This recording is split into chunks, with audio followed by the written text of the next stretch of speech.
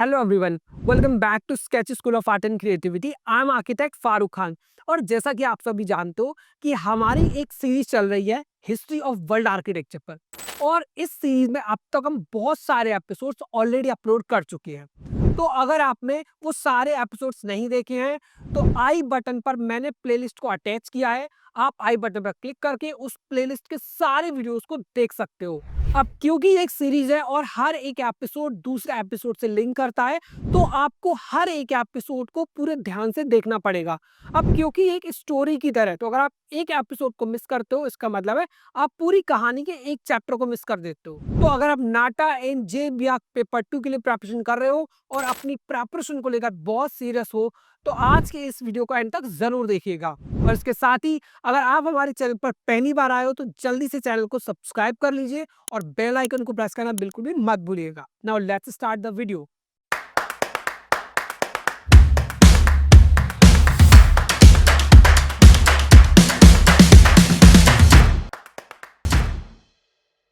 तो आज के इस एपिसोड में हम पढ़ने वाले रेनेसांस आर्किटेक्चर के बारे में। तो चलिए बिना देर किए हुए हम स्टार्ट करते हैं रेनेसांस आर्किटेक्चर। अब देखिए, सबसे पहले हम समझेंगे कि इस वर्ड रेनेसांस का मतलब क्या है। तो इसमें जो दो लेटर्स हैं आर एंड ई, इसका मतलब है री। और री का मतलब क्या है? किसी भी चीज का दोबारा होना। क्लियर? यानी कि पुनर्, यानी कि री मतलब दोबारा से होना। अब निसांस, इसका क्या मतलब है? इसका मतलब है आपका बर्थ, यानी कि जन्म। तो इसको हम कहते हैं रेनेसांस को रीबर्थ। तो रेनेसांस का मतलब क्या है? रेनेसांस का हमारा मतलब है रीबर्थ। इसका मतलब है कि दोबारा से किसी चीज का जन्म होना, दोबारा से जन्म लेना। अब इस रीबर्थ का मतलब है कि दोबारा से जन्म होना। तो यहां पर इस स्टाइल के थ्रू किसका रीबर्थ हुआ? तो देखिए, रेनेसांस आर्किटेक्चर में रीबर्थ हुआ ग्रीक एंड रोमन्स के प्रिंसिपल्स का, उनकी बिल्डिंग्स में यूज किए जाने वाले कॉलम्स का, बीम्स का, उनके स्टाइल्स का और उनके फीचर्स का। रेनेसांस आर्किटेक्चर में बेसिकली हुआ क्या कि इन्होंने दोबारा से रोमन और ग्रीक के प्रिंसिपल्स को फॉलो करना स्टार्ट किया। रोमन्स एंड ग्रीक्स की बिल्डिंग्स के स्टाइल में ही अपनी बिल्डिंग्स को बनाना स्टार्ट कर दिया। तो सबसे पहले अब हम बात कर लेते हैं इसके ओरिजिन की।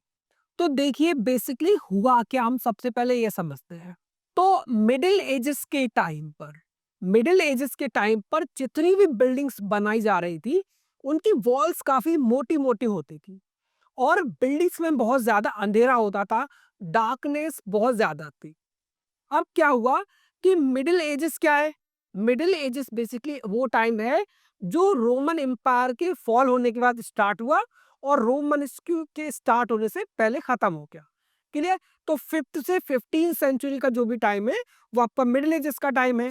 अगर एक शॉर्ट वर्ड में मैं बोलूं तो एंशियंट और मॉडर्न के बीच का जितना भी टाइम है दैट इज मिडिल एजेस। अब मिडिल एजेस में क्या था कि बिल्डिंग्स जो भी बनाई गई उन समय बहुत ज्यादा अंधेरा था, बहुत डार्कनेस, और दीवारें बहुत ज्यादा मोटी मोटी और स्ट्रक्चर्स बहुत ऊंचे ऊंचे, बहुत बिल्डिंग्स काफी ज्यादा हैवी, बहुत ही ज्यादा। लेकिन रेनेसांस के लोगों ने क्या किया कि इन्होंने ऐसा सोचा कि बिल्डिंग्स को हम ऐसा बनाए कि जो इतनी ज्यादा ऊंची ना हो, इतनी ज्यादा बड़ी ना हो कि उसको देखकर हमें डर लगे। तो वापस इन्होंने क्या किया कि वापस इन्होंने रोमन और ग्रीक के प्रिंसिपल्स को फॉलो करना स्टार्ट कर दिया। अब अगर रेनेसांस आया है तो इससे पहले कोई ना कोई और पीरियड रहा होगा, राइट? तो that was a middle ages. अब मिडिल एज का पीरियड खत्म हो गया और अब आपका रेनेसांस स्टार्ट हो गया।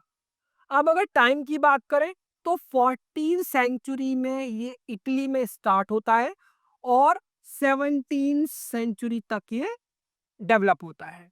अगर इन्फ्लुएंस की बात करें तो रेनेसांस आर्किटेक्चर की बिल्डिंग्स में हमें रोमन और ग्रीक्स के बिल्डिंग्स का इन्फ्लुएंस देखने को मिलता है। तो शॉर्ट में हम बोल सकते हैं कि ये रोमन और ग्रीक आर्किटेक्चर स्टाइल से इंस्पायर्ड है। So it is inspired from Greek and Roman styles. अब अगर हम इन बिल्डिंग्स की इमेजेस को जरा ध्यान से देखें तो आप देखोगे कि अगर मैं इस पिक्चर को सेंटर से एक लाइन ड्रॉ कर दूं तो क्या है, left hand side equals to right hand side. Clear? तो मेरा लेफ्ट और राइट एक जैसा है, इसका मतलब क्या है कि इनकी बिल्डिंग्स में हमें सिमेट्री देखने को मिलती है। क्लियर? अब सिमेट्री है और प्रोपोर्शन भी हमें देखने को मिलता है एंड इसके साथ ही ऑर्डर्स आपको यहाँ पर देखने को मिल जाते हैं। तो इन्होंने अपनी बिल्डिंग्स में क्लासिकल ऑर्डर्स को भी फॉलो किया। अब हम बात करते हैं रेनेसांस आर्किटेक्चर में यूज की जाने वाली फिलॉसफी की। बेसिकली इनकी फिलॉसफी थी क्या? तो देखिए, इनकी जो फिलॉसफी थी बेसिकली दैट वाज कि science plus art plus logic. तो इनका काम क्या था? इनकी फिलॉसफी थी कि उसमें लॉजिक जरूर होना चाहिए। प्लस अब लॉजिक है तो वो क्या होगा, वो बिल्डिंग ऑटोमेटिकली ब्यूटीफुल बन जाएगी। इनका ऐसा मानना था। इनका ऐसा मानना था कि अगर हमें किसी भी स्ट्रक्चर को, किसी भी बिल्डिंग को ब्यूटीफुल बनाना है, तो उसमें हमें ऑर्नामेंटेशन करने की ज़रूरत नहीं है। बस हमें उसमें अपने लॉजिक्स को फ़ॉलो करना है। इसके बाद क्या हुआ कि अगर लॉजिक को अगर हमें फ़ॉलो करना है, तो हमें साइंस के प्रिंसिपल्स को भी उसमें अप्लाई करना पड़ेगा, उनको भी हमें फ़ॉलो करना पड़ेगा। क्लियर? तो science plus logic plus art, ये इनकी थी फिलॉसफी। अब देखिए, अब फिलॉसफी के साथ इन्होंने क्या किया, इन्होंने ह्यूमनिज्म पर भी फोकस किया। अब ह्यूमनिज्म को हम थोड़ा सा डिटेल में समझेंगे। मेडिवल एजेस के टाइम पर क्या हो रहा था कि जितना भी आर्किटेक्चर था, जितनी भी बिल्डिंग्स थी, वो गॉड पर बेस्ड थी। या तो वो चर्च पर बेसिस थे या वो कैथेड्रल्स थे। उनका जो मेन सेंटर था that was religion, God. The God was the main centre of that architecture style. लेकिन रेनेसेंस आर्किटेक्चर में लोगों को ऐसा लगा कि ह्यूमन भी बहुत इंपॉर्टेंट है, तो बिल्डिंग्स को ह्यूमन सेंट्रिक भी होना चाहिए। इसका मतलब है कि ह्यूमंस को ध्यान में रखते हुए बिल्डिंग को भी डिजाइन किया जाना चाहिए। हाँ, ऐसा नहीं है कि गॉड को साइड कर दिया जाए, गॉड को साइड नहीं साथ में रखा जाए, लेकिन ह्यूमन भी इंपॉर्टेंट होते हैं। ये उनका कॉन्सेप्ट था। अब इन्होंने क्या किया कि बेसिकली पहले जितनी भी बिल्डिंग्स होते थे वो गॉड को डेडिकेटेड थे, बट अब क्या था, अब सारे ह्यूमनिज्म से रिलेट करते थे। तो ह्यूमनिज्म क्या है? बेसिकली ह्यूमनिज्म एक थ्योरी है कि हमें ह्यूमन को भी कंसीडर करना है, ह्यूमन भी इंपॉर्टेंट है, उनके लिए फन इंपॉर्टेंट है, उनके इंटरटेनमेंट का पर्पस इंपॉर्टेंट है। ये सारी चीजों को हमने ध्यान में रखा कि जो ह्यूमन की जरूरत है उसके हिसाब से बिल्डिंग को डिजाइन किया जाए। तो all the buildings were following humanism. अगर फीचर्स की बात करें तो इनके बिल्डिंग्स में कॉलम्स, आर्चेस, डोम्स देखने को मिलते थे एंड निशेस और स्कल्पचर्स भी देखने को मिलते थे। अब ये जो स्क्रीन पर आपको सारी बिल्डिंग्स है ये हम अभी पढ़ने वाले हैं। तो चलिए नेक्स्ट स्लाइड पर चलते हैं। अब हम समझेंगे कि रेनेसांस आर्किटेक्चर का बेसिकली डेवलप होने का बहुत बड़ा रीजन क्या था। तो देखो, सबसे बड़ा जो इसका रीजन था that was the fall of Constantinople. अब ये कॉन्स्टेंटिनोपल क्या था? तो कॉन्स्टेंटिनोपल बेसिकली एक सिटी था। अब यहाँ पर क्या था, उस टाइम यहाँ पर किसी और राजा की, किसी और रूलर की सत्ता थी। अब क्या हुआ कि यहाँ पर इनकी सत्ता बदल जाती है, इनका जो शासन है अब किसी और की सरकार आती है। जिस तरह से अभी हमारे यहाँ पर गवर्नमेंट चेंजेस होती है, तो ऐसे क्या हुआ कि यहाँ पर किसी और राजा की सरकार आई, किसी और की सत्ता आ गई, कोई और पावर में आ गया। वो कौन था? ऑटोमन। क्लियर? अब यहाँ पे क्या आया? Ottoman empire. अब जैसे ही वो सत्ता में आए तो कॉन्स्टेंटिनोपल में कौन रहते थे? कॉन्स्टेंटिनोपल में रहते थे स्कॉलर्स। उन स्कॉलर्स का काम क्या था? आर्ट पर वर्क करना, लिटरेचर पर वर्क करना, आर्किटेक्चर पर वर्क करना। तो वो बहुत सारी बुक्स लिखते थे, टेक्स्ट लिखते थे और इसके साथ में काफी सारी ड्राइंग्स बनाते थे। तो जब फॉल ऑफ कॉन्स्टेंटिनोपल हुआ, जब वहां पर सत्ता बदली, तो वहां के स्कॉलर्स कहां पर आ गए? इटली में। अब जब वो इटली आए तो इटली में वो लेकर आए अपने कॉन्स्टेंटिनोपल की बुक्स को, उन ड्राइंग्स को, उन प्रिंसिपल्स को। अब इटली में आकर फिर उन्होंने उन्हीं प्रिंसिपल्स को फॉलो करना स्टार्ट किया, उन्हें ड्राइंग्स पर वर्क करना स्टार्ट कर दिया। Second, humanism. अब ह्यूमनिज्म पे क्या है कि उन्होंने ह्यूमन पोटेंशियल पर ध्यान दिया, ह्यूमन सेंट्रिक बिल्डिंग्स उन्होंने बनाई। Age of discovery. अब क्योंकि युद्ध खत्म हो चुका था, ये इटली आ चुके थे, तो इन्होंने क्या किया, डिस्कवरी स्टार्ट किया, यानी कि एक्सपेरिमेंट करना स्टार्ट किया, चीजों को खोजना स्टार्ट किया, आइडिया एक्सचेंज करना स्टार्ट किया। क्लियर? अब जितना इन्होंने एक्सप्लोर किया तो इनके पास वेल्थ भी आने लगी, पैसा भी आने लगा। अब जब पैसा आने लगा तो कुछ फैमिलीज ऐसी थी जिनके पास पैसा था, जिनके पास पावर थी और बहुत ही ज्यादा पावरफुल फैमिली थी। तो उन फैमिलीज को कहते हैं मेडिची। अब जो मेडिची थी वो ऐसी फैमिलीज थी जिनके पास ना तो कोई पैसे की कमी है, ना पावर की कमी है। वो जब चाहे, जिसको चाहे, जैसे चाहे पलट सकते हैं। अब इन फैमिलीज ने क्या काम करने स्टार्ट किया, इन्होंने बिल्डिंग्स पर ध्यान देना स्टार्ट किया, इन्होंने उनको फंड करना स्टार्ट किया, क्योंकि वहां पर बहुत सारे आर्किटेक्ट थे, राइट, जो बहुत अच्छे अच्छे बिल्डिंग्स डिजाइन करना चाहते थे, ड्राइंग्स बनाते हुए थे। लेकिन अब जब फंड ही नहीं है, जब पैसा ही नहीं है, तो फिर वो कैसे करेंगे? तो फिर क्या हुआ, फिर मेडिची की जो फैमिलीज थी, इन्होंने उन आर्किटेक्ट से कांटेक्ट किया और आर्किटेक्ट्स ने इन बिल्डिंग्स को रियलिटी में कन्वर्ट करना स्टार्ट कर दिया। अब इसके साथ ही साथ में चर्च भी आ गए और चर्च ने भी हेल्प करना स्टार्ट किया, उन्होंने भी फंडिंग में हेल्प की। तो अब क्योंकि पैसे की कोई कमी नहीं थी, जो मेडिची थे वो बहुत ही ज्यादा हेल्प कर रहे थे मेडिची फैमिलीज, और चर्च भी साथ दे रहे थे। So this was the reason कि रेनेसांस आर्किटेक्चर बहुत डेवलप हो गया। अब रेनेसांस आर्किटेक्चर में क्या है, क्योंकि अब बुक्स वो इटली लेकर आए थे, जितने भी स्कॉलर्स थे वो सारी बुक्स टेक्स्ट लेकर आए थे। तो वो बुक्स और टेक्स्ट किस बारे में थे, ग्रीक्स के बारे में थे, रोमन्स के बारे में थे। तो अब इन्होंने क्या किया कि दोबारा से इन्होंने क्लासिकल आर्किटेक्चर को फॉलो करना स्टार्ट किया। उसके लिए इन्होंने ग्रीक और रोमन्स के रूइंस को पढ़ना स्टार्ट किया, जो बची कुछ इमारतें थी उनको स्टडी किया, उनके टेक्स्ट को पढ़ना स्टार्ट किया, और विट्रूवियस के लिखे हुए बुक्स, ड्राइंग्स एंड टेक्स्ट को भी पढ़ना स्टार्ट किया। अब उन्हीं से इंस्पायर्ड होकर इन्होंने आगे की बिल्डिंग्स को बनाया। अब ये जो फिगर्स हैं जिनमें ये वॉर की पिक्चर्स है, ये है आपका फॉल ऑफ कॉन्स्टेंटिनोपल, जब सत्ता बदल गई और स्कॉलर्स इटली में जाकर शिफ्ट हो गए। और रेनेसांस आर्किटेक्चर एक बहुत ही फास्ट पीरियड रहा, इसीलिए इसको 4 पार्ट्स में डिवाइड किया गया है। First is early renaissance, second high renaissance, and third is mannerism, and fourth is late renaissance. But अभी हम बात करेंगे अर्ली रेनेसांस के बारे में। अर्ली रेनेसांस में अगर हम देखें कि कौन कौन से एलिमेंट्स यूज हुए, तो आपको कॉलम, आर्चेस एंड डोम्स देखने को मिलते हैं। और डिजाइन प्रिंसिपल्स की बात करें तो हार्मनी एंड सिमेट्री भी हमें देखने को मिलते हैं। अब अर्ली रेनेसांस के आर्किटेक्ट्स कौन कौन से फेमस थे? ब्रूनेलिस्की एंड अल्बर्टी। याद रखेंगे, ब्रूनेलिस्की और अल्बर्टी आपके किस आर्किटेक्चर के हैं? अर्ली रेनेसांस आर्किटेक्चर के आर्किटेक्ट्स हैं। Now second is high renaissance. तो हाई रेनेसांस में क्या आपका 1400 से अर्ली 1500 के बीच का टाइम है। क्लियर? बैलेंस, मॉन्यूमेंटल, इन फीचर्स को देखा गया। एंड आर्किटेक्ट कौन कौन से? ब्रामंते and Michael Angelo.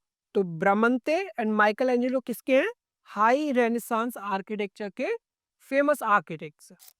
Now the third is mannerism. तो मैनरिज्म में क्या हुआ?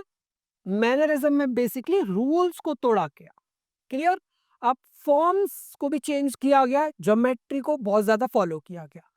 अब जितने भी स्ट्रक्चर्स बनाए गए कॉम्प्लेक्स थे, एग्जैजरेटेड उनको किया गया, बड़ा चढ़ाकर बनाया गया, और फॉर्म्स को, न्यू फॉर्म्स को इन्वेंट किया गया।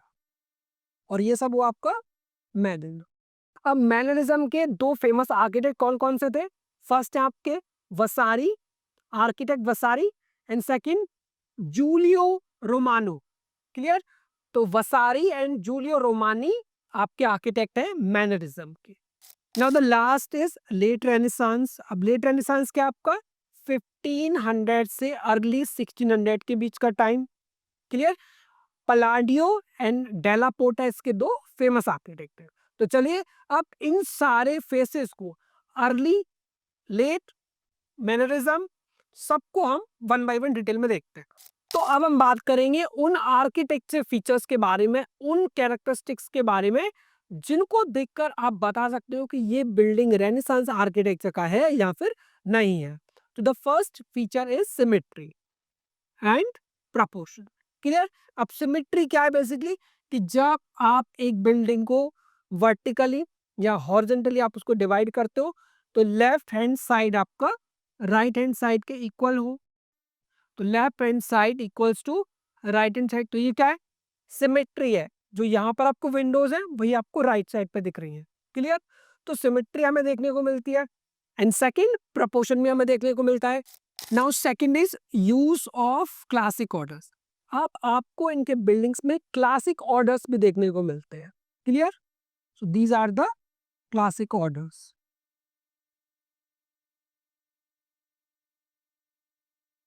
And the third is columns and pilasters. अब देखिए कॉलम्स एंड ऑर्डर तो सेम ही है ऑलमोस्ट। क्लियर? आप चाहे कॉलम बोल दीजिए चाहे फिर ऑर्डर्स बोल दीजिए, लेकिन पिलास्टर्स क्या है? पिलास्टर्स बेसिकली ऐसे कॉलम्स होते हैं जो वॉल में सिर्फ चिपकाए जाते हैं, उनका कोई भी लोड बेयरिंग का काम नहीं है। They are non structural members, जो दिखेंगे बिल्कुल कॉलम के जैसे, राइट, एकदम कॉलम की जैसे दिखेंगे, लेकिन उनका काम लोड को ट्रांसफर करना नहीं है, तो उनको हम कहते हैं पिलास्टर्स। अगर इन शॉर्ट में आपको बताऊं कि मैंने कैसे याद रखा था, तो फारूक साहब ने याद रखा था फेक फ्रेंड्स। ठीक है? जिस तरीके से हमारे फेक फ्रेंड्स होते हैं, दिखावे के दोस्त, ऐसे ही क्या है, फेक कॉलम को हम कहते हैं फेक कॉलम। यहां पर मैं लिख देता हूं आपके लिए फेक कॉलम। अब जितने भी फेक कॉलम्स होते हैं कि उनका काम है दिखाना कि हम कॉलम है, बट एक्चुअली वो सपोर्ट नहीं करते, तो fake columns equals to pilaster. Clear? चलिए, आर्ट्स एंड डोन्स आपको देखने को मिलते हैं, फसाड डिजाइन, ज्योमेट्री आपको देखने को मिलती है, स्कल्पचर आपको देखने को मिलेंगे, डोर विंडोज, ऑर्नामेंटेशन भी आपको देखने को मिलेगा, और काफी सारी कंस्ट्रक्शन मटेरियल्स के बारे में भी हम समझेंगे। अब अगर आप इस पिक्चर को थोड़ा ध्यान से देखेंगे, तो आप देखेंगे कि एक रेनेसांस आर्किटेक्चर का एक बहुत ही यूनिक फीचर, इससे पहले जो मिडिल एजेस था उसमें क्या था, रिलीजन पर बेस्ड था। चर्च, कैथेड्रल, बेसिलिकास, इन पर ज्यादा फोकस किया जा रहा था। लेकिन आप देखोगे कि यहाँ पर नॉन रिलीजियस बिल्डिंग्स बनाई जा रही थी, जिनका रिलीजन से लेना देना नहीं है। तो आप देखिए, Palazzo Rucellai, Villa Rotunda, Palazzo Farnese, and the last is Laurentian library. अब हम सारे फीचर्स को थोड़ा डिटेल में पढ़ेंगे, डिटेल में समझेंगे। तो पहला हमारा फीचर है सिमेट्री एंड प्रपोर्शन। अब देखिए, सिमेट्री को ऑलरेडी मैं काफी बार एक्सप्लेन कर चुका हूं कि अगर आप वर्टिकली लाइन ड्रॉ कीजिए, यहाँ पे एक हॉरिजॉन्टल लाइन ड्रॉ कीजिए, और आपका लेफ्ट राइट टॉप बॉटम एक जैसा है, तो उसका मतलब क्या है कि वहां पर आपका सिमेट्री अप्लाई किया गया है। सेकंड, प्रपोर्शंस की अगर बात करें, तो प्रपोर्शन में बेसिकली क्या होता है, प्रपोर्शन में होता है कि अगर हम अपने बिल्डिंग के, फॉर एग्जांपल मान लीजिए मेरा बिल्डिंग का ये वाला पार्ट है जो स्क्वायर है, अब किसी एक पार्ट का अगर मैं दूसरे पार्ट से कंपैरिजन करूं, मान लीजिए मैं इससे कंपैरिजन करता हूं, क्लियर, तो दैट इज प्रपोर्शन। काफी सारे स्टूडेंट्स को ये कंफ्यूजन होती है कि सर स्केल क्या है और सर प्रपोर्शन क्या है। तो देखो, स्केल होता है बेसिकली जब आप एक बिल्डिंग को किसी दूसरी बिल्डिंग से कंपैरिजन करते हो। जैसे मैं ताजमहल को कंपेयर करूं रेड फोर्ट से, या रेड फोर्ट को करूं मैं किसी हुमायूं टॉम्ब से, या फिर मैं ताजमहल को उसके बैकग्राउंड से कंपैरिजन करूं, that is the scale. But अगर मैं अपनी बॉडी के किसी भी पार्ट को, फॉर एग्जांपल मेरी आईज को ले लीजिए, अगर मैं अपनी आईज को कंपेयर करूं अपने नोज से, राइट, तो दैट इज प्रपोर्शन। तो जब आप एक बिल्डिंग के अंदर बने हुए सारे एलिमेंट को एक दूसरे से कंपैरिजन करोगे, तो that will be the proportion. तो वो आपका क्या होगा, प्रपोर्शन। अगर एक बिल्डिंग को दूसरी बिल्डिंग से कंपैरिजन करोगे, that will be the scale. तो प्रपोर्शन आप देखिए, तो यहाँ पे प्रपोर्शन एकदम परफेक्ट है, कि कोई भी ऐसा एलिमेंट नहीं लग रहा कि उसके कंपैरिजन में वो बहुत ज्यादा छोटा हो रहा हो या बहुत ज्यादा बड़ा हो रहा हो। इट मीन्स कि प्रपोर्शन यहाँ पे देखने को मिलता है। तो सिमेट्री एंड प्रपोर्शन। अब प्रपोर्शन के लिए इन्होंने क्या किया, गोल्डन रेशियो को फॉलो किया। गोल्डन रेशियो क्या है, 1.618, ये वैल्यू याद रखेंगे, 1.618। क्लियर? एग्जाम में काफी बार पूछ ली जाती है, तो 1.618 आपका गोल्डन वैल्यू है। Now the second is use of classical orders. अब यूज ऑफ क्लासिकल ऑर्डर क्या है कि जो भी हम बिल्डिंग बनाएंगे रेनेसांस आर्किटेक्चर, उनमें हम क्लासिकल ऑर्डर्स को यूज करेंगे। अब देखिए ये क्लासिकल ऑर्डर्स होते क्या है, तो डोरिक, आयोनिक, कोरिंथियन, तो ये जो कॉलम्स है यही हमारे ऑर्डर्स है, इनको हम क्लासिकल ऑर्डर्स कहते हैं। क्लियर? अब केवल यही तीन नहीं, बल्कि हमारा टस्कन एंड कंपोजिट ये भी क्या है, ये भी हमारे क्लासिकल ऑर्डर्स है। तो अगर आप ऑर्डर्स की बात करें तो ये 5 ऑर्डर्स आप रट लीजिए, ये एग्जाम के लिए बहुत ज्यादा इंपॉर्टेंट होते हैं। अब केवल ऐसा नहीं है कि केवल यही ऑर्डर्स इंपॉर्टेंट है, एग्जाम के लिए इन ऑर्डर्स के अंदर कौन कौन से और एलिमेंट्स हैं वो भी इंपॉर्टेंट है। लेकिन यूट्यूब पर इनको इतना डिटेल में कवर कर पाना हमारे लिए पॉसिबल नहीं है, बट हम भी लाइव क्लासेस में इनको बहुत ज़्यादा डिटेल में कवर करते हैं। अगर आप एक्सपीरियंस करना चाहते हो कि हमारी लाइव क्लासेस कैसी होती हैं, तो आप अपने लिए फ्री डेमो क्लास बुक कर सकते हो। Now let's get back to the point. तो आप इनका फंक्शन बेसिकली क्या है, तो ये किसी भी बिल्डिंग में लोड को ट्रांसफर करने का काम करते हैं। ये प्लास्टर्स नहीं है, ये ट्रू फ्रेंड्स आप इनको कह सकते हो। आप डोरिक की बात करें तो डोरिक में क्या है, आपकी कैपिटल सिंपल होती है। सेकंड अगर हम बात करें आयोनिक की, तो आयोनिक क्या है आपका, इसके अंदर स्क्रॉल्स होते हैं। अब ये स्क्रॉल्स क्या है, तो इनको हम बोलते हैं स्क्रॉल्स। अब कॉरिंथियन में क्या है कि कॉरिंथियन में आपका बेसिकली एक्यांथस लीव्स होती है। एंड नाउ टस्कन, टस्कन में आपके फ्लूट्स नहीं होते हैं। एंड कंपोजिट जो सबसे ज्यादा मोस्ट डेकोरेटिव होता है, जिसमें कैपिटल बहुत ज्यादा डेकोरेटिव होती है। कॉलम्स एंड पिलास्टर्स, तो रेनेसांस बिल्डिंग्स में आपको कॉलम्स एंड पिलास्टर्स देखने को मिलेंगे।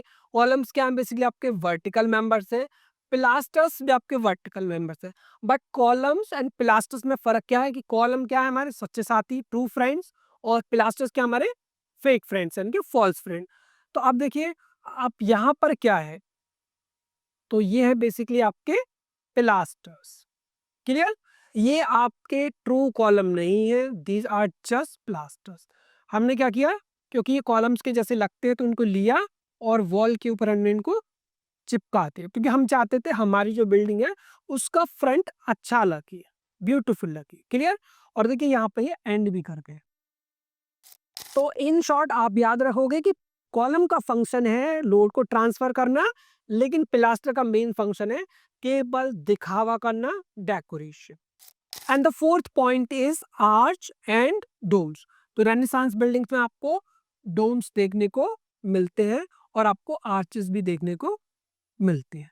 क्लियर? तो डोम्स एंड आर्चेस आपका एक बहुत ही यूनिक फीचर है रेनेसांस आर्किटेक्चर का। Now point number 5, facade design. Renaissance architecture में ऐसा नहीं है कि बिल्डिंग्स को बस ऐसे सिंपली छोड़ दिया जाए। एक ऐसा टाइम आया जब बिल्डिंग को बहुत ज्यादा ऑर्नामेंट किया गया, बिल्डिंग को बहुत ज्यादा डेकोरेटिव बनाया गया, तो उसी का फीचर है फसाड डिजाइन। ठीक है? तो जितना भी आप एक्सटीरियर में देखोगे तो आपको सिमेट्री देखने को मिलती है। क्लियर? तो आपको सिमेट्रिकल फ्रंट एक्सटीरियर आपको देखने को मिलते हैं, क्लासिकल एलिमेंट्स आपको देखने को मिलते हैं। क्लियर?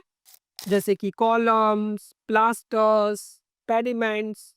अब इस बिल्डिंग में अगर हम देखें तो पेडिमेंट क्या है, पेडिमेंट बेसिकली ट्राइंगुलर स्पेस को बोलते हैं। तो ये जो ट्राइंगुलर स्पेसेस को हम कहेंगे pediment. Now the point 6 is use of geometry. तो रेनेसांस आर्किटेक्चर के बिल्डिंग्स में आपको ज्योमेट्री देखने को मिलती है। तो ज्योमेट्री का बहुत ज्यादा यूज यहाँ पे किया गया। स्क्वायर, रेक्टेंगल्स, सर्कल्स, हर तरह के शेप को यहाँ पर यूज किया गया। Now point number 7 is niches and sculpture. तो देखिए स्कल्पचर्स तो बेसिकली आपको पता है कि कोई भी मूर्ति है, right, that is a sculpture, जो एक 3D फिगर है, स्टोन का हो सकता है या किसी और मटेरियल का हो सकता है। बट ये निश क्या है बेसिकली, राइट? तो निश बेसिकली होता है आपका सेमी सर्कुलर निश, यानी कि निश एक रिसेस एरिया है। क्लियर? तो ये जो आपका पार्ट है पूरा, दिस इज निश। क्लियर? अब देखिए अगर आप इसको फ्रंट में देखोगे तो आपको इस तरीके से दिख रहा है, बट अगर मैं इसका प्लान ड्रॉ करूं तो इसका प्लान बेसिकली आपको ऐसे दिखेगा। क्लियर? सेमी सर्कुलर शेप का। So this semi circular recess in the wall is called निश। तो निश क्या है, बेसिकली आपका एक रिसेस्ड स्पेस है। तो देखिए ये आपका रिसेस्ड स्पेस है। कि वॉल के अंदर तक जा रहा है। क्लियर? अब वॉल के अंदर तक नहीं जाएगा तो फिर हमारा जो स्कल्पचर है वो हम कैसे प्लेस कर पाएंगे? सो दिस इज निश। Now the eighth feature is Windows and doors. तो आपको काफी सारे विंडोज देखने को मिलते हैं, काफी सारे आपको डोर्स देखने को मिलते हैं। डोर्स पर जनरली अगर आप ऊपर देखोगे तो सेमी सर्कुलर शेप का यूज किया जाता था। क्लियर? विंडोज को भी ऊपर से सेमी सर्कुलर शेप दिया जाता था। Now the point number 9 is ornamentation. अब ऐसा नहीं है कि रेनेसांस आर्किटेक्चर की जितनी बिल्डिंग्स वो सिंपल ही होती, नहीं। रेनेसांस आर्किटेक्चर की बिल्डिंग्स में आपको ऑर्नामेंटेशन भी देखने को मिलता था। क्लियर? अभी देखिए यहाँ पर एक सीलिंग है, तो सीलिंग्स में क्या आपको बेसिकली काफी सारे कलरफुल डिजाइन्स देखने को मिलते हैं, काफी सारे पैटर्न्स देखने को मिलते हैं। अब अगर हम फसाड की बात करें, फ्रंट की बात करें, तो वॉल्स पे डिफरेंट कलर्स हैं, विंडोज हैं, डोर्स हैं, डिफरेंट शेप्स हैं और कार्विंग्स आपको देखने को मिलती हैं। तो अगर मोटिव्स की बात करें तो फ्लोरल मोटिव्स आपको ज्योमेट्रिक मोटिव्स देखने को मिलते हैं। उसके साथ ही आपको कार्विंग्स, मोल्डिंग, फ्रिजेस और स्कल्पचर्स भी देखने को मिलते हैं। अब ये ऑर्नामेंटेशन क्यों किया जाता था? ताकि विजुअली इंप्रेसिव लगे बिल्डिंग। ऐसा ना लगे कि बहुत ज्यादा बिल्डिंग बोरिंग है, सिंपल है। तो विजुअली अपीलिंग के लिए इसको यूज किया जाता था। Now the 10th point is material and construction. Clear? तो अब यहाँ पर देखिए मटेरियल ब्रिक आपको देखने को मिलता है। तो रेनेसांस के बिल्डिंग्स में स्टोन यूज किया गया, ब्रिक यूज किया गया और स्टक्को भी यूज किया गया। और अगर हम स्टोन में बात करें कि कौन सा स्टोन था, तो मार्बल का बहुत ज्यादा यूज हमें यहाँ पे देखने को मिला। अब हम बात करेंगे रेनेसांस आर्किटेक्चर के फेमस आर्किटेक्ट्स के बारे में। तो सबसे फेमस आर्किटेक्ट्स में से एक है मार्कस विट्रूवियस पोलियो। अब देखिए ये हैं आपके मार्कस विट्रूवियस पोलियो। अब अगर हम इनकी बात करें तो इन्होंने एक बुक लिखी थी जिसका नाम है विट्रूवियस द 10 बुक्स ऑन आर्किटेक्चर। अब इस बुक का नाम क्या है? 10 बुक्स ऑन आर्किटेक्चर। अब ये 10 का मतलब क्या है? तो देखिए इस 10 का बेसिकली मतलब है कि इस बुक में 10 चैप्टर्स हैं और हर एक चैप्टर आर्किटेक्चर के एक एस्पेक्ट को कवर करता है। क्लियर? अब जैसे अगर हम बात करें कि क्या क्या कंटेंट है, तो एक चैप्टर है डिजाइन प्रिंसिपल्स के ऊपर, एक है आपका मटेरियल्स के ऊपर, बिल्डिंग टाइप्स के एंड इंजीनियरिंग में वाटर सिस्टम्स के ऊपर। तो इस बुक के अंदर हमें 10 चैप्टर्स देखने को मिलते हैं। तो अगर आप ये बुक पढ़ लेते हो तो आपको बहुत अच्छी नॉलेज हो सकती है बिल्डिंग्स के बारे में, स्पेशली उन बिल्डिंग्स के बारे में जो रेनेसांस आर्किटेक्चर में बनाई जाती थी। So he is Vitruvius and the 10 books on architecture written by Vitruvius. हम विट्रूवियस के द्वारा दिए गए हमें बहुत ही इंपॉर्टेंट कॉन्सेप्ट की बात करेंगे जिसका नाम है विट्रूवियन ट्राइड। अब ये बेसिकली ट्राइड क्या है? तो ट्राइड का मतलब है बेसिकली एक ट्राइंगल। क्लियर? तो दिया किसने है ये ट्राइंगल? विट्रूवियस ने। और क्योंकि ये ट्राइंगल का शेप बनाता है इसलिए हमने इसको बोला ट्राई। तो याद रखेंगे ट्राइड का मतलब क्या है? ट्राइंगल। और विट्रूवियन का मतलब आर्किटेक्ट विट्रूवियस। क्लियर? अब देखिए इस ट्राइंगल में विट्रूवियस ने हमें 3 पॉइंट्स दिए। तो पहला है हमारा ब्यूटी। अब ब्यूटी का मतलब क्या है? ब्यूटी का मतलब है कि अगर हम कोई भी बिल्डिंग बनाते हैं तो वो बिल्डिंग बहुत सिंपल नहीं होना चाहिए, उस बिल्डिंग का खूबसूरत लगना इंपॉर्टेंट है। अगर हम रोड पर जा रहे हैं, हम सड़क पर जा रहे हैं, तो अगर हमें कोई भी नॉर्मल चीज दिखती है तो क्या हम उसको पलट के देखते? नहीं देखते, राइट? अगर मैं जा रहा हूँ, कोई बहुत ही यूनिक बिल्डिंग बनाए है, तो मैं I will turn my head, मैं देखूंगा उसको कि ये कैसी बिल्डिंग है, राइट? कि कैसे यूनिक तरीके से बनी हुई है। जैसे डांसिंग हाउस है, अगर आप डांसिंग हाउस का एक बार फोटो देखते हो तो आप दोबारा से उसको देखते हो कि ये बिल्डिंग कौन सी, इसका नाम क्या, उसके बारे में पता करते हो, राइट? लीनिंग टावर को आप देखते हो तो देखते हो कि बहुत यूनिक है, झुकी हुई है, लीन कर रही है, टिल्ट है, तो आप उसको देखते हो। इसी तरीके से इन्होंने कहा कि अगर कोई भी बिल्डिंग आप बना रहे हो तो उसका ब्यूटीफुल होना कंपलसरी है, उसको ब्यूटीफाई करो। इसके बाद इन्होंने एक पॉइंट और दिया, यूजेबिलिटी। अब इसका मतलब क्या था? इसका मतलब था कि ऐसा नहीं होना चाहिए कि आपका जो बिल्डिंग है वो केवल ब्यूटीफुल है, आपने ब्यूटीफाई तो कर दिया उसको, लेकिन यूजफुल नहीं है, काम की नहीं है, वो उसका कोई यूज नहीं है। क्लियर? तो यूटिलिटी भी आपको देखना पड़ेगा। Now the last one is durability.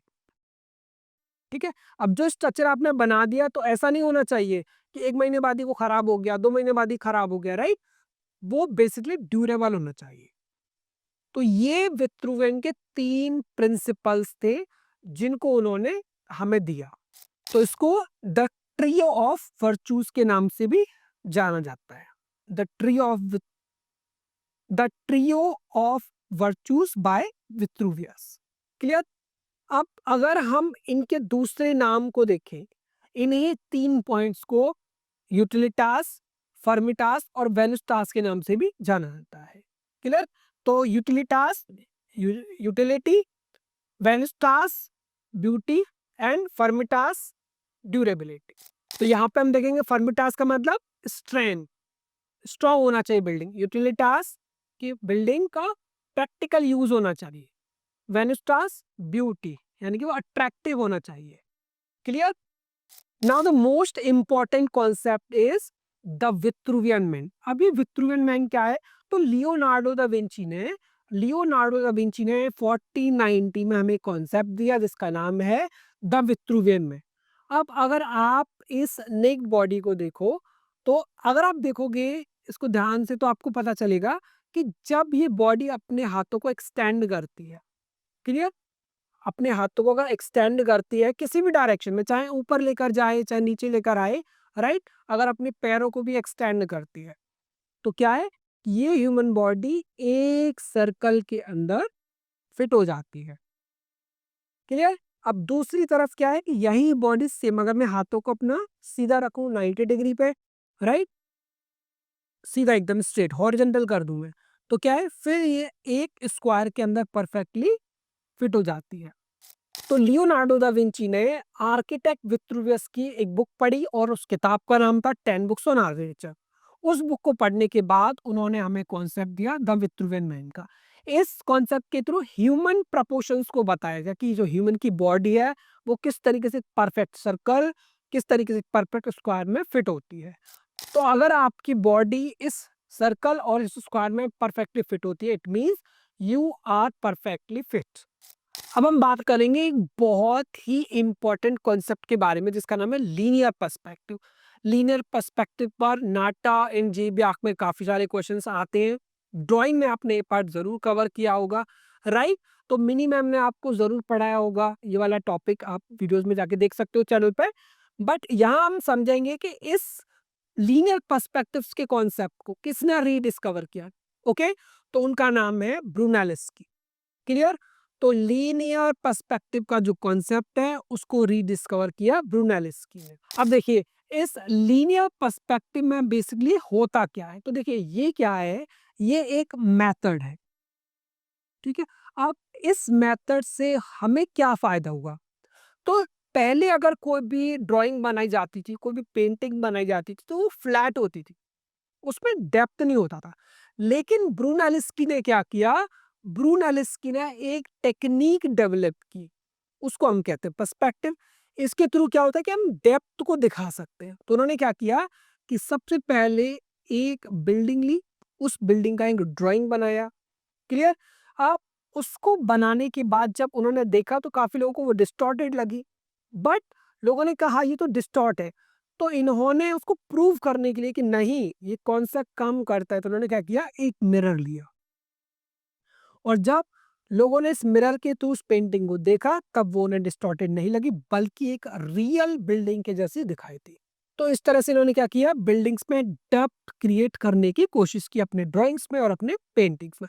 ये कॉन्सेप्ट दोनों में अप्लाई किया गया, पेंटिंग्स में भी और आर्किटेक्चर के फील्ड में भी। और ये जो इन्होंने ड्राइंग बनाई, इस बिल्डिंग का नाम है बैप्टिस्ट्री।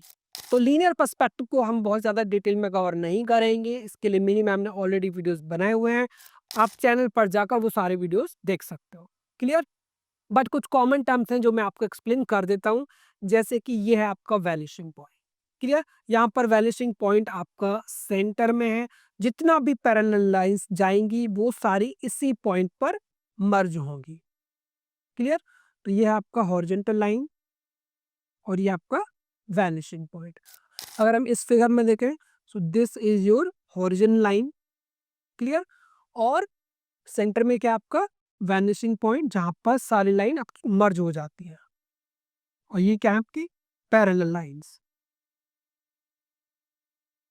अब इस लीनियर पर्सपेक्टिव से हमें फायदा क्या हुआ? इससे हमें ये फायदा हुआ कि जितनी भी पेंटिंग्स थी वो सब रियलिस्टिक लगने लगी, जितने भी कंपोजिशन थे वो हमें रियल लगने लगे क्योंकि अब उनमें डेप्थ आ गई। Next architect is Filippo Brunelleschi. Okay, तो फिलिप्पो ब्रूनेलिस्की भी एक बहुत ही फेमस आर्किटेक्ट थे रेनेसांस आर्किटेक्चर के। अब ये एक इटालियन आर्किटेक्ट थे, आर्किटेक्ट के साथ ये क्या थे, एक इंजीनियर भी थे। अब ये फेमस किस लिए हुए? तो इन्होंने डिजाइन किया आपका एक डोम, ठीक है। अब इस डोम का नाम था फ्लोरेंस कैथेड्रल डोम। तो ये क्या है आपका फ्लोरेंस,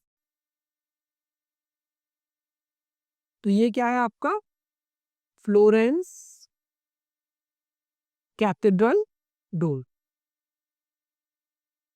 क्लियर? तो एग्जाम में अगर कभी पूछा जाए कि आइडेंटिफाई दिस पिक्चर, कि इस पिक्चर को बताइए, तो आपको लिखना है that this is Florence cathedral dome. लिखना नहीं है आपको, टिक ही करना है, बट आप प्रैक्टिस करोगे तभी आपको याद होगा। क्लियर? थोड़ा सा ये जो नाम है थोड़े से टफ होते हैं, तो आपको बार बार इनको लिखकर प्रैक्टिस करना पड़ेगा that this is Florence cathedral dome. Okay, तो लास्ट में शॉर्ट में याद रखेंगे Florence cathedral dome is design by Filippo Brunelleschi. और यहाँ पर मैंने एक और पिक्चर ऐड किया फ्लोरेंस कैथेड्रल डोम की, तो ये आप देख सकते हो, तो आपको इजीली मेमोराइज हो जाएगा। क्लियर? तो this is the Florence cathedral dome, जो कि आपका 1436 में बनाया गया। इसको 1436 में कंप्लीट किया किसने बनाया? फिलिप्पो ब्रूनेलिस्की ने। और इसमें आपको ब्रिक वर्क देखने को मिलता है, ब्रिक वर्क, ठीक है। ब्रिक्स को यूज करके इसको बनाया गया है, तो याद रखेंगे ब्रिक वर्क हमें देखने को मिलता है। रेनेसांस आर्किटेक्चर की एक ऐसी बिल्डिंग जो बहुत ही ज्यादा पॉपुलर है, and that is the फाउंडलिंग hospital.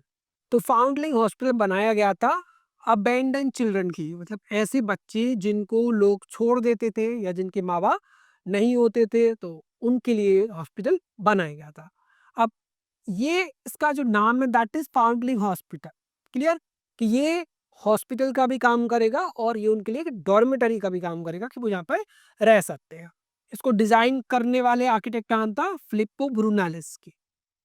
तो डिजाइन आप देखोगे सिमेट्री हमें देखने को मिलती है, राइट, आर्चेस हमें देखने को मिलते हैं, ऑर्डर्स हमें देखने को मिलते हैं।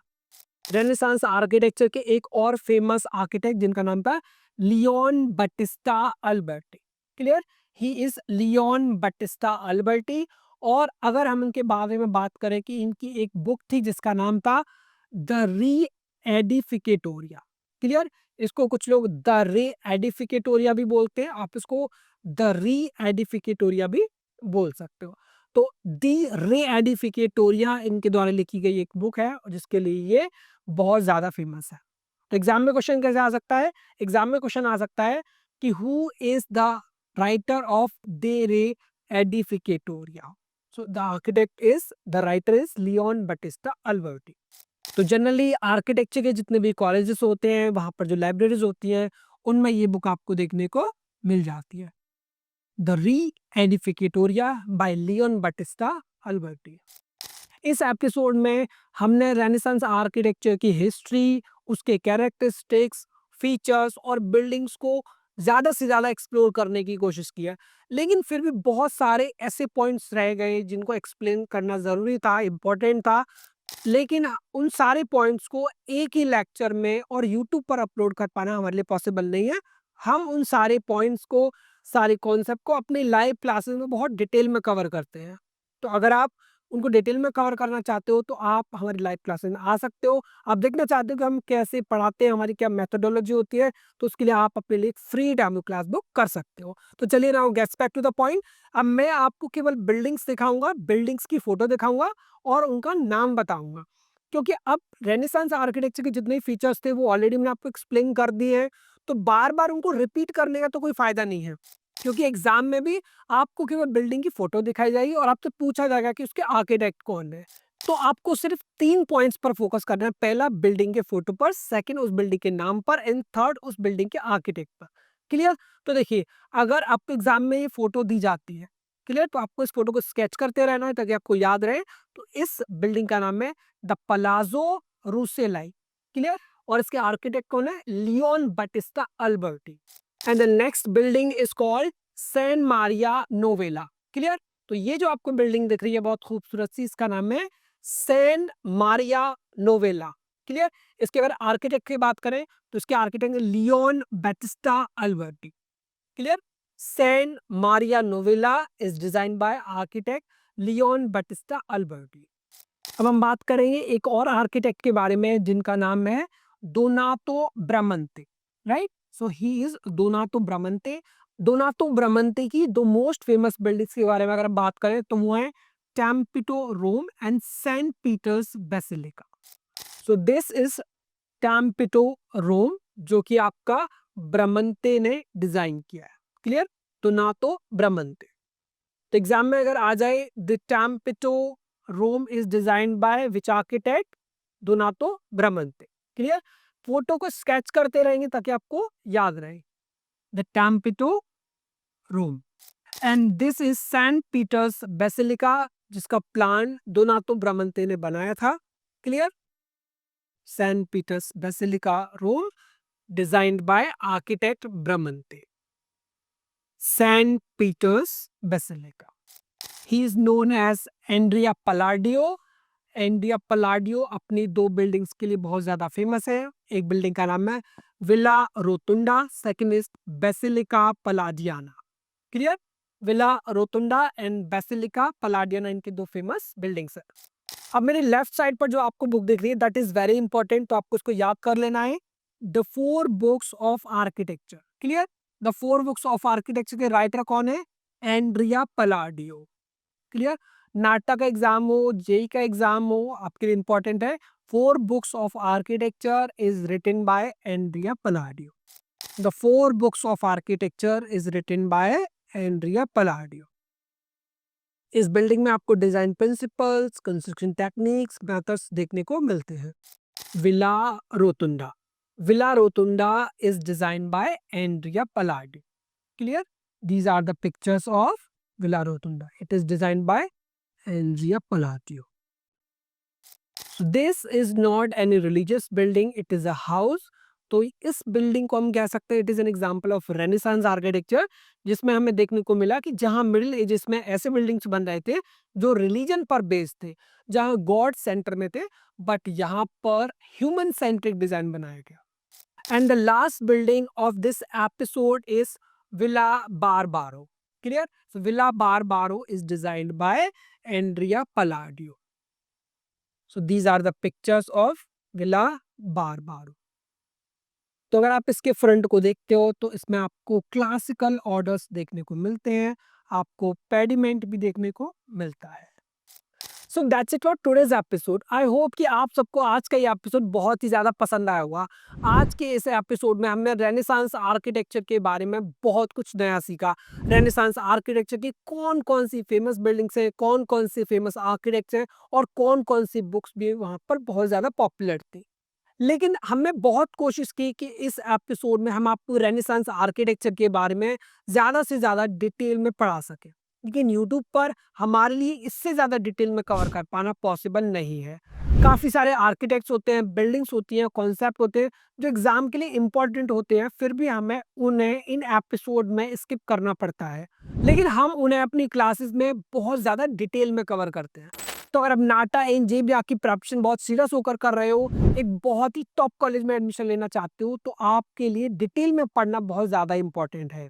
अब आपको कितना डिटेल में पढ़ना है और कितना आपको डिटेल में नहीं पढ़ना है, इसमें आपकी हेल्प करता है एसएसएसी। एसएसएसी यानी कि sketch school of art and creativity. SSAC एक ऑनलाइन इंस्टीट्यूट है। इसका मतलब है कि आप घर बैठे इंडिया के किसी भी कॉर्नर से नाटा एनजेबी या पेपर 2 की तैयारी कर सकते हो। अब क्योंकि हमारी timings generally 8 PM to 10 PM होती है, इसका मतलब है कि आप अपने एकेडमिक्स के साथ, अपने कॉलेज के साथ भी अपनी नाटा एनजेबी की प्रिपरेशन को कंटिन्यू कर सकते हो। अगर आप ये जानना चाहते हो कि हम अपनी लाइव क्लासेस में कैसा पढ़ाते हैं, तो उसके लिए आप अपने लिए फ्री डेमो क्लास बुक कर सकते हो। डेमो क्लास बुक करना बहुत ही सिंपल है। स्क्रीन पर नीचे एक नंबर दिखाई दे रहा होगा आपको। आप उस नंबर पर डायरेक्टली हमें कॉल कर सकते हैं या फिर मैसेज कर सकते हैं और अपने लिए एक फ्री डेमो क्लास बुक कर सकते हैं। इसके साथ ही अगर आप हमारी वेबसाइट पर जाकर बुक करना चाहते हो, तो वो मेथड भी मैं आपको बता देता हूँ। वेबसाइट के थ्रू डेमो क्लास बुक करने के लिए आपको सबसे पहले हमारी वेबसाइट पर जाना होगा। हमारी वेबसाइट है ssaceinstitute.in और जैसे ही आप हमारी वेबसाइट पर आते हो, बॉटम में आपको येलो कलर का एक बॉक्स देखने को मिलता है, एक टैब देखने को मिलती है जिस पर लिखा है book a free demo class.